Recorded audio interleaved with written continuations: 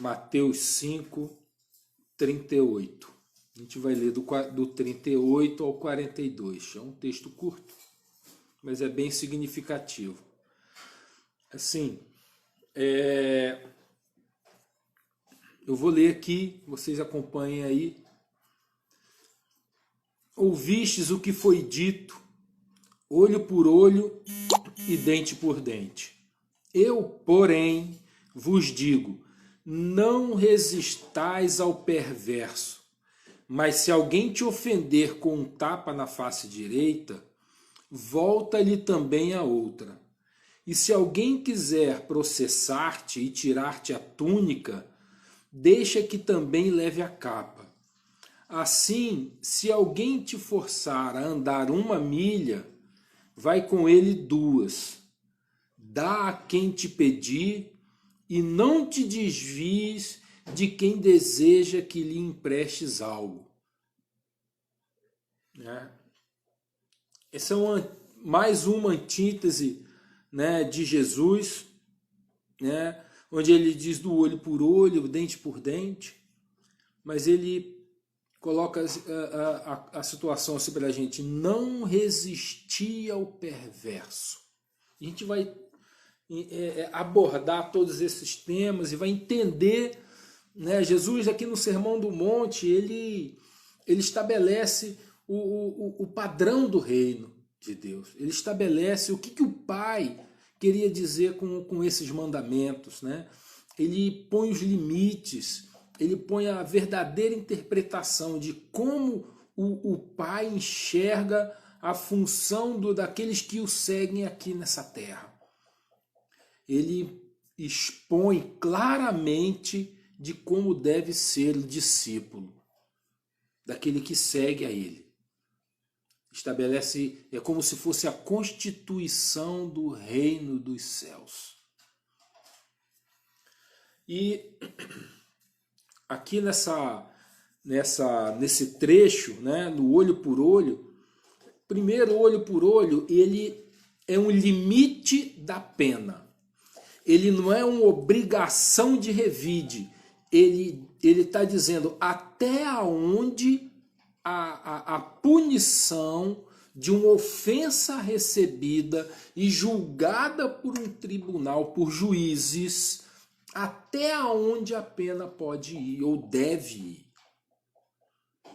Ou seja, ele impõe um limite proporcional à ofensa. Ele diz que o olho paga com olho e dente paga com dente. Ele estabelece uma proporção da penalidade desde quando há uma ofensa. Isso não quer dizer de que tenha que haver, e aí é importante, meu irmão, que você entenda, o que Jesus quer falar com isso. Primeiro ele diz que existe um limite da pena, isso é o desejo do Pai, Mas o padrão do reino é a lei do amor, é a lei do perdão, é o perdão, é a generosidade. Essa é a pena. Mas mesmo assim, quando há algo em que você leve a um juizado, leve isso a um julgamento, a um juiz para julgar uma causa, nessa situação existe o limite dessa pena. E que o limite da punição é a própria ofensa. Então, a lei do amor é a base para todas as nossas decisões. A regra do reino de Deus é o perdão. A regra para os discípulos do reino de Deus é o perdão. Ora, mas o normal no sentimento humano, é devolver a ofensa. Quando a gente é ofendido, prejudicado, a gente quer retribuir com uma intensidade maior do que foi a ofensa. A gente não quer deixar barato, a gente quer algo que seja maior do que aquilo que a gente recebeu. Aí a gente se sente vingado. Porque retribuir na mesma proporção, a gente emocionalmente, a gente não gosta não. Ora, se o olho paga um olho, a ofensa, se vai haver uma punição, se é levado a juízo, é a ofensa, é o limite. É o olho por um olho, um dente por um dente. E não a desproporção. Uma cabeça por uma unha, por exemplo. A ofensa pequenininha, né, e uma punição enorme. Então, mas olha que o padrão do reino é o perdão. É o perdão. Assim, então o revide, o problema é que a gente quer revidar, né? E esse ensinamento ele está muito arraigado na nossa cultura humana, né? Ele está arraigado do nosso ensino, às vezes familiar, ensino de pai, muitas vezes é do bateu, levou, porque o ensino muitas vezes é o exemplo também, né? É o bateu, levou, é não deixar barato, é não levar desaforo para casa. Isso tudo é revide. Isso tudo é revide, é revidar uma ofensa. Mas se Jesus nos ensina a não resistir ao perverso, a perdoar, na verdade a abençoar, quando a gente revida uma ofensa por uma ofensa por uma ofensa maior ainda, porque a gente sempre escala as ofensas. Aquilo que nos dói, a gente quer fazer doer muito mais no outro. Se tocaram na nossa ferida, a gente vai tocar muitas vezes, vai espremer a ferida do outro. E isso é o revide do que Jesus está falando. Isso não é o padrão do reino. Não é o caminho do discípulo. O discípulo é tratar a ofensa, o ofensor, com amor. E ensinar para ele que o caminho é outro. É ensinar para ele o caminho é outro. E Jesus fazia exatamente... A gente tem que seguir o caminho dele. Ele fazia exatamente assim. A gente vai ver isso, né? Então o revide é um sentimento de justiça humana. Na verdade, é fazer justiça com as próprias mãos, o revide. É fazer justiça com as próprias mãos. A gente recebeu uma ofensa, foi injustiçado e a gente se sente injustiçado e a gente revida da maneira que a gente quer. Então, assim, o nosso coração, a falta do revide está associada a uma perda. A falta do revide está associado a covardia. Está associado a ser frouxo, a ser mole, molenga. Esse é o padrão do mundo. Esse é o padrão do mundo, né? Mas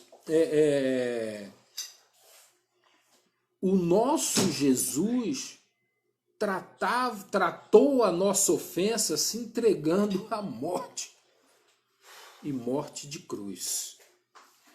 Ora, e você vê que no meio cultural, a gente vê que o revide, a vingança, ela é exaltada, ela é dignificada, ela é glorificada no mundo como algo nobre. Posso te dar milhares de exemplos, vou te dar alguns só. Aqui, um clássico da literatura, tem filme, O Conde de Monte Cristo, Edmond Dantès. Vingança. E ele comeu esse prato frio, né? Não tem um ditado que vingança é um prato que se come frio? Pois é. O Conde de Monte Cristo. Rambo. Vingança. Todos eles. Ele foi injustiçado, maltratado, aí ele sai e mata uma penca. Vingança. monte. Ó, filmes de faroeste tem um monte. Um monte. Do índio que é amarrado, preso, mata uma família, depois ele sai e mata um monte. Tem um monte desses exemplos. É filme, é literatura, é teatro, é tudo. O mundo exalta a vingança. Como se houvesse alguma nobreza em revidar, em se vingar. Algum tipo de nobreza nisso. Isso só mostra, só demonstra um coração mundano. Ai, desculpe falar assim, irmão. Mas é a verdade. E todos nós, eu vou falar todos, às vezes a gente quer se vingar de uma impressora. Hoje mesmo eu estava doido para dar uns tapas na impressora que não queria imprimir o meu estudo aqui. Rapaz, eu estava doido para me descontar nela, revidar nela. Aí eu me acalmei e falei, ué, mas que eu vou revidar na impressora? Coisas pequenas, falando de coisas bobas, cara. Coisas bobas. Mas Jesus diz assim, não resisti ao perverso, né? Porque assim, o mundo vê que a falta da punição é uma injustiça. Quando não tem a punição é injusto. Como se o perdão fosse uma injustiça. Ou uma cumplicidade com o ofensor. O mundo é mau, cara. O mundo, as trevas não tem nada conosco. Nada, nada. A luz destrói elas, né? Então, o que não resistir o perverso é não desistir dele. É não desistir do ofensor. Não é se afastar. Porque a gente fala, não, pô, fulano, pô, me ofendeu, toda hora eu não vou brigar com ele, vou me afastar. E vai para longe. Mas só que a palavra diz para você oferecer a outra face. Ou seja, você estar tão perto dele que pode estar ao alcance de um outro tapa. Não só do primeiro, a primeira ofensa. Mas tão perto dele para você receber o segundo tapa, a segunda ofensa. Não desistir dele. O não desistir dele não é discutir com aquele que te ofende, com os valores do mundo. Não é bater boca. Primeiro, você tem que tirar ele da zona de conforto dele, que é o mundo. Se você for raciocinar com os argumentos mundanos, é uma discussão do mundo onde ninguém dá o braço a torcer. Não existe quem dá o braço a torcer no mundo. Não existe. Então é retirar ele do pensamento, dos argumentos, do lugar do mundo. Eu vou te dar um exemplo. Os escribas e os fariseus queriam prender Jesus junto com os sacerdotes. Estavam irados com Jesus, irados. Aí chamam os guardas do templo, guarda do templo. Vai lá e prende esse homem. Aí saíram os guardas. Bom, cheio de autoridade, os sacerdotes mandaram os guardas prender alguém. Eles foram lá e foram prender. E armaram, não sei se armaram com os sacerdotes e fariseus ou eles tiveram a ideia, mas eles chegam para Jesus e falam assim, ó, Jesus, ó, tá aqui um denário, olha só, Jesus, é justo que a gente pague tributo ao César?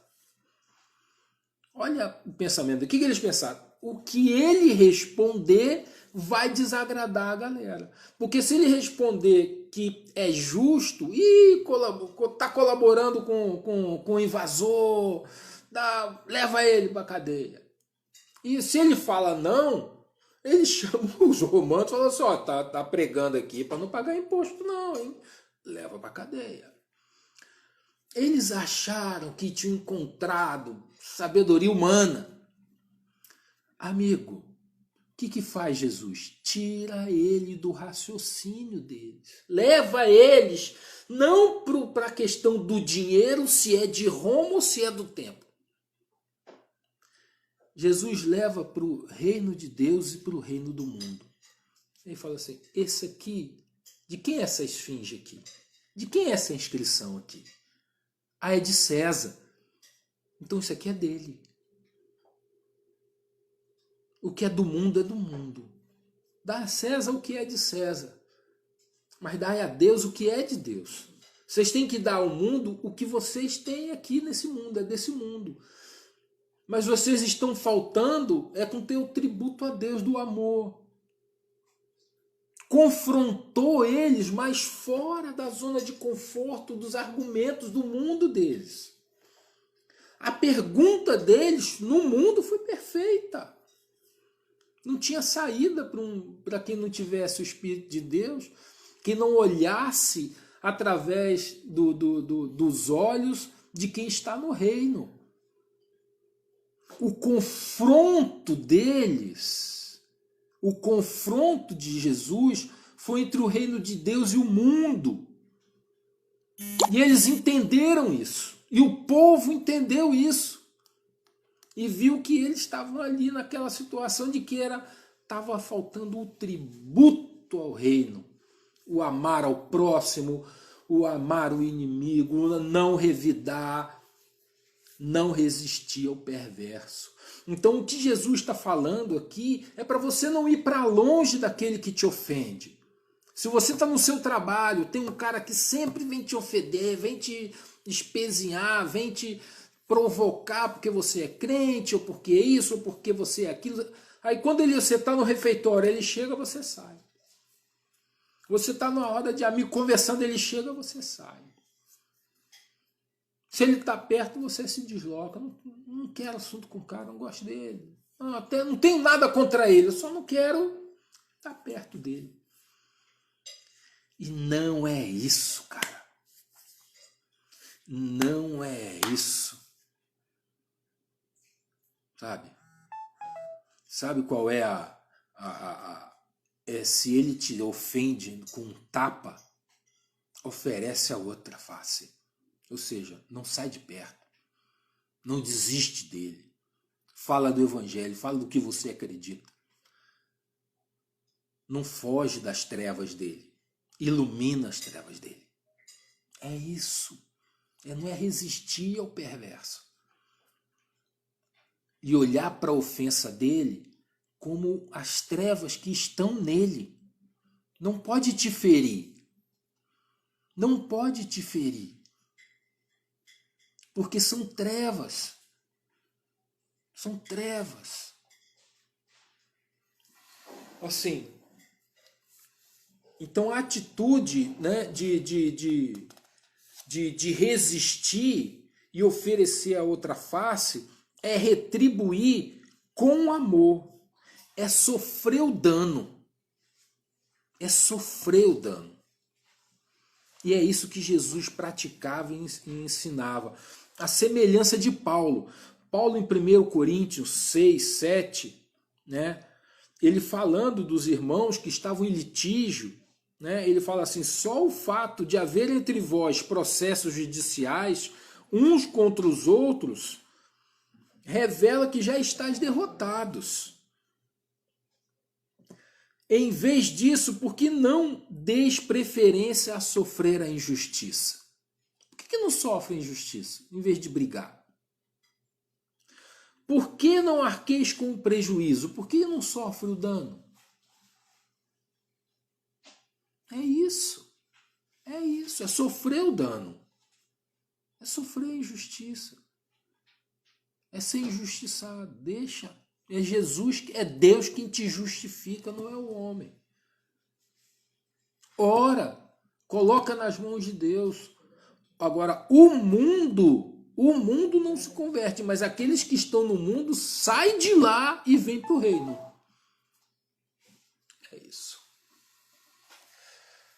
Ora, A atitude da gente é revidar ofensa com ofensa, é não, quer dizer, a atitude da gente não revidar uma ofensa com uma ofensa, não é uma concordância com o mal. A gente deixa de concordar com o mal. A gente passa a não ser cúmplice do pecado, do erro. Quando a gente não revida a ofensa, a gente se estabelece na luz. Se estabelece na luz. Ou melhor, a luz que há em nós é colocada no alto, no velador, para que todos vejam as obras de Deus. E essa luz ilumina as trevas que há neles. É isso. Assim, uma outra abordagem é quanto ao nosso chamado. O nosso chamado é para vencer o mal com o bem. Esse é o chamado do servo, do discípulo de Jesus. Vencer o mal com o bem. Está lá em Romanos 12, se eu não me engano, 24, 21. Jamais te entregues ao mal como vencido. Jamais te entregues ao mal como vencido, mas vence o mal com o bem. Amém? Assim, essa é a nossa atitude do dia a dia. E isso é no dia a dia. Porque a gente é desafiado todos os dias. A gente recebe ofensas todos os dias. Todos os dias.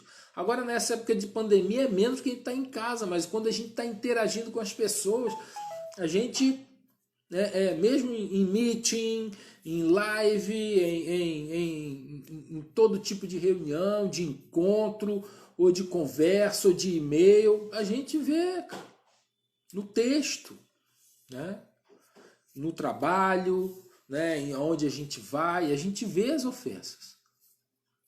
Mas óbvio que é menos, porque a gente está interagindo menos com as pessoas.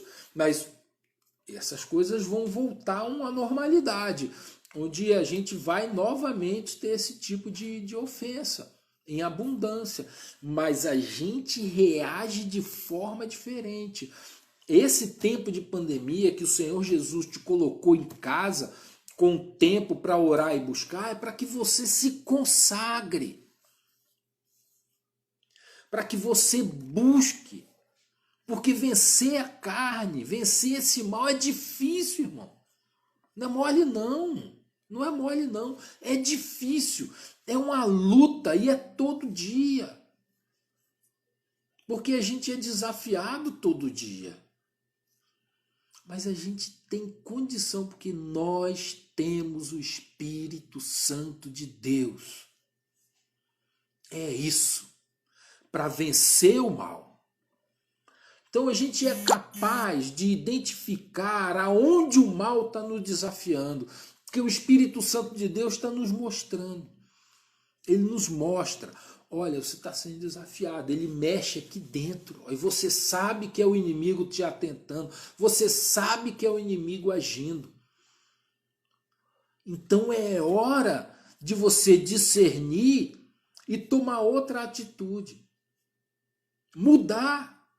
Ser transformado no interior. Deixar de ser isso que você sempre foi para ser outra pessoa.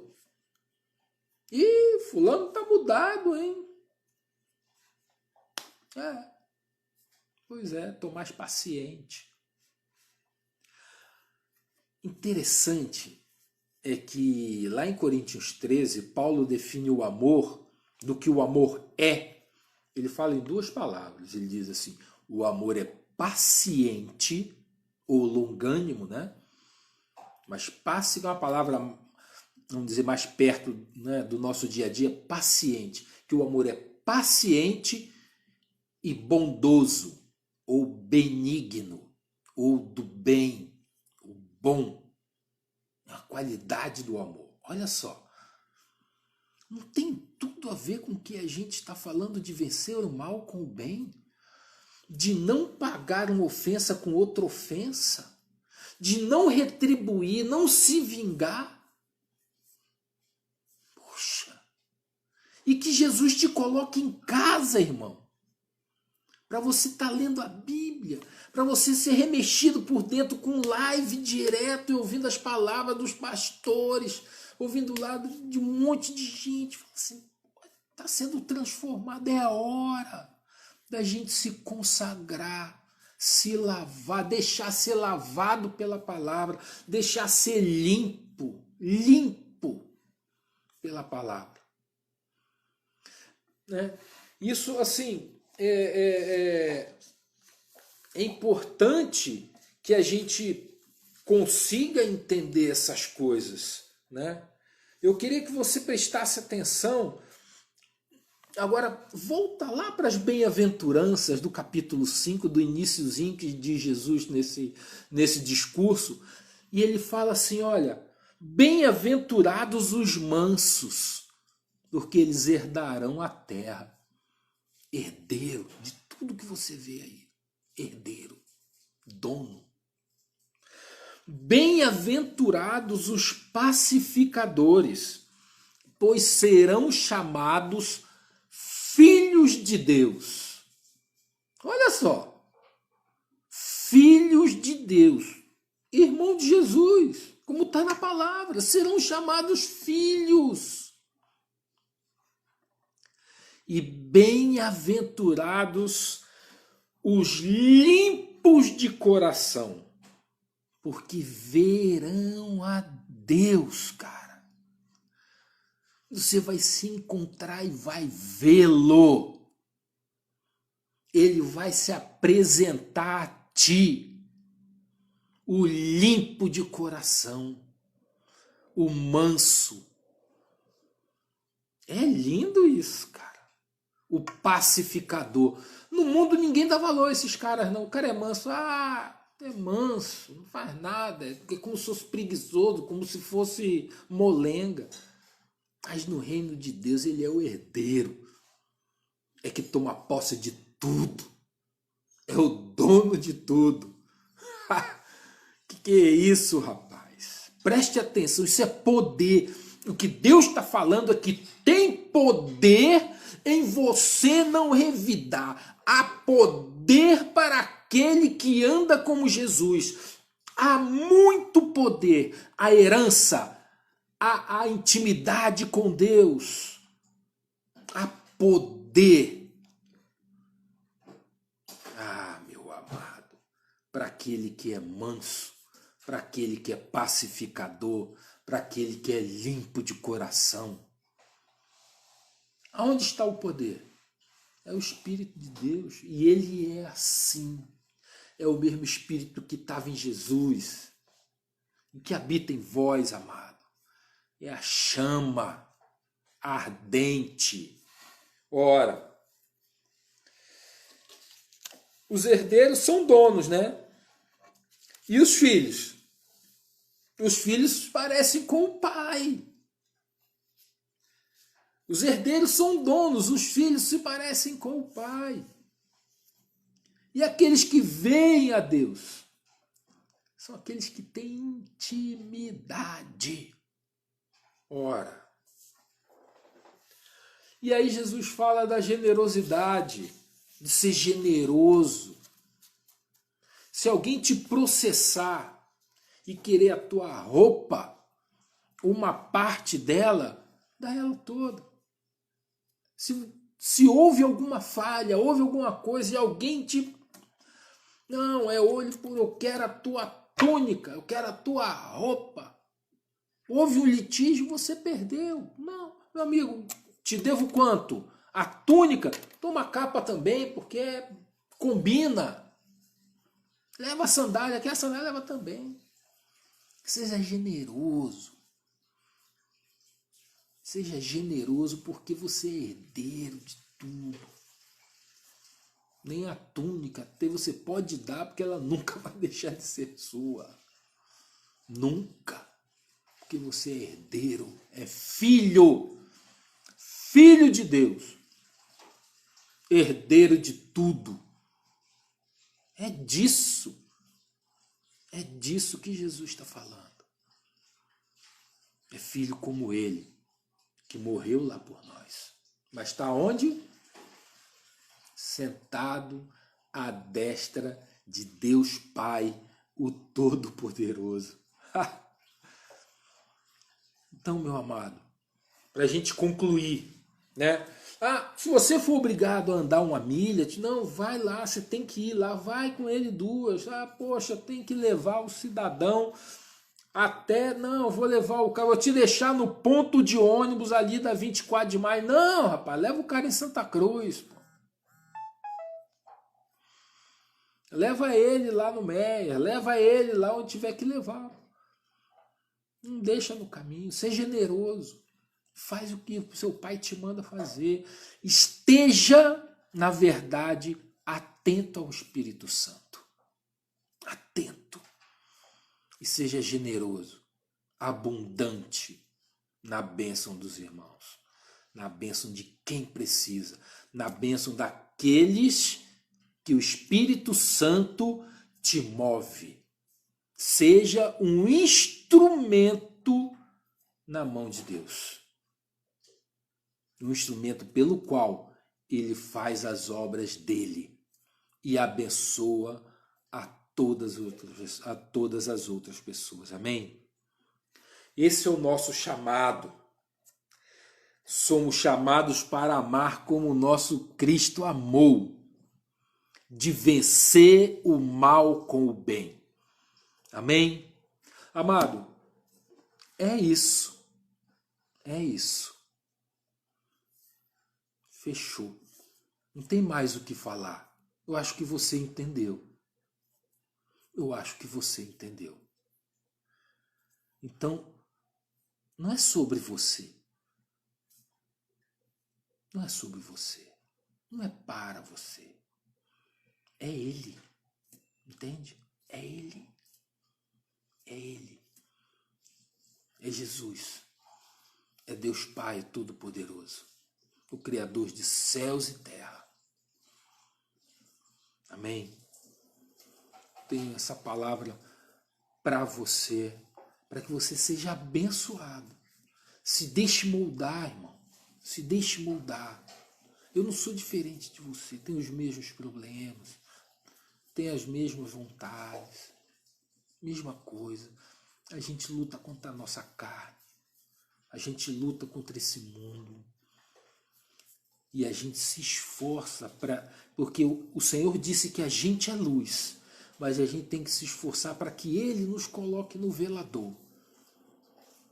E não debaixo de uma cesta. Que a gente é luz, Ele já falou que a gente é luz. Mas Ele quer nos colocar em cima. Não para nos envaidecer, não. Mas para que as outras pessoas possam ver as obras. As boas obras que o Pai realiza. Amém? Amém?